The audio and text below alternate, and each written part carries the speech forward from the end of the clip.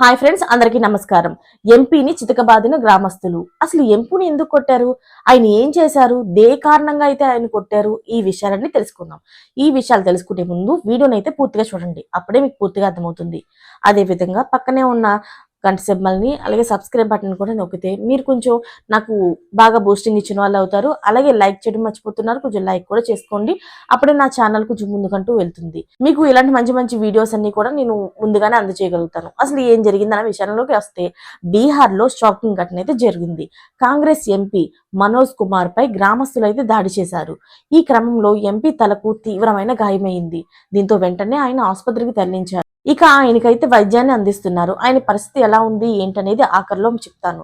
అలాగే ఇప్పుడు ఎంపీపై దాడి వార్త అయితే స్థానికంగా చర్చనీయాంశంగా మారింది.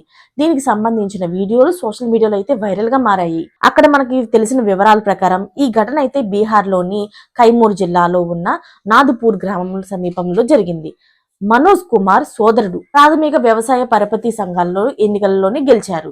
ఈ ఎన్నికల ఫలితం వెలువడిన తర్వాత ఎంపీ మనోజ్ ఆయన సోదరుడు కలిసి ఊరేగింపుగా అయితే బయలుదేరారు. ఊరేగింపులో మనోజ్ కుమార్ కు చెందిన కారు కొందరు వ్యక్తులను అయితే తాకుతూ వెళ్ళింది. ఆ సమయంలో కారులో మనోజ్ లేరు. దీంతో గ్రామస్తులు ఆగ్రహం వ్యక్తం చేస్తూ ఆ కారు డ్రైవర్ పై దాడికి దిగారు.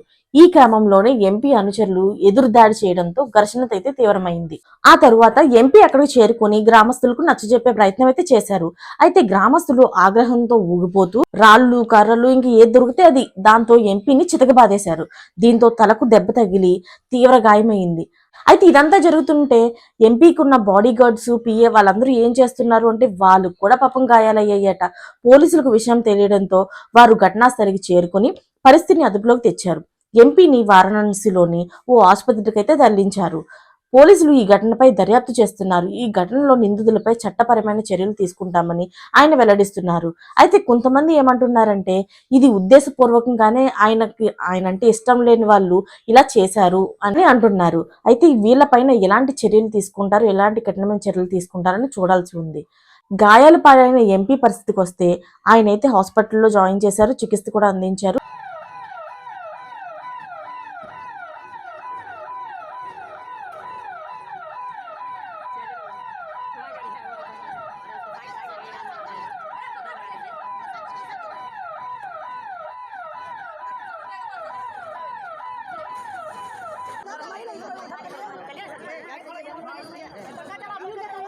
ఇప్పుడు ఆయన పరిస్థితి అయితే నిలకడగా ఉందని అంటున్నారు.